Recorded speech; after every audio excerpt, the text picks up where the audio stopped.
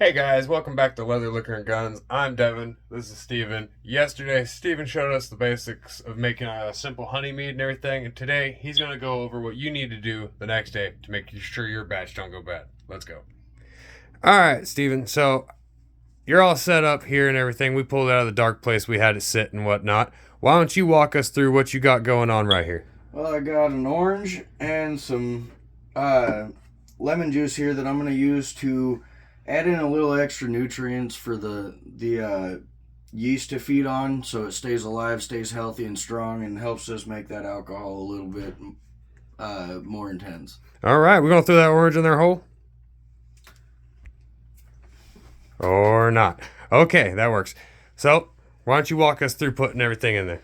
Alright, so first off, I'm going to take the orange peel and drop it in whole. We're going to take off the aerator,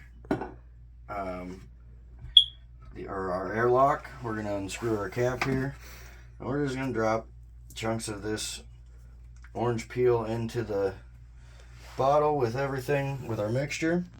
I do want to add that before we started this batch, everything was sanitized and cleaned up. I use hot water. You could go through and buy fancy. In there, just everything just sitting in that honey water. You can go through and buy the fancy sanitized packets.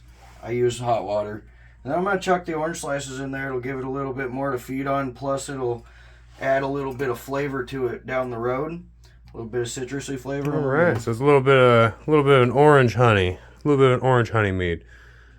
Now we're going to take and add a little bit of lemon juice in there. I'd say about 1/4 of a teaspoon. Get a nice good look in there. Everything looks nice. Good.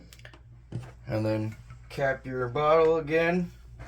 Plug your hole and shake it. And get all that revigorized. Make sure it's not sitting at the bottom. Got to make sure everything's mixed up good. And then you take and you pop your airlock back on. As you watch down here, you'll see you should be able to see little bubbles coming up inside the honey, and that's how you'll know that your yeast is activated.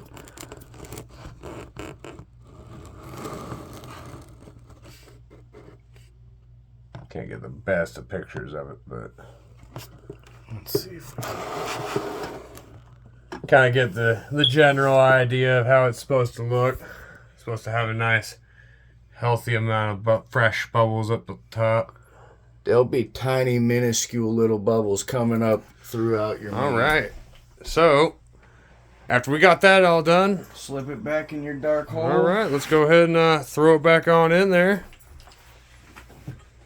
A nice tempered, controlled room. Heck yeah, and we'll be seeing that the next time we got to do anything to it, which will be... Shake it every day. Let it sit open for about 10 minutes. And it should be good. Heck yeah. Well, we'll be seeing you guys here shortly. Later. Later.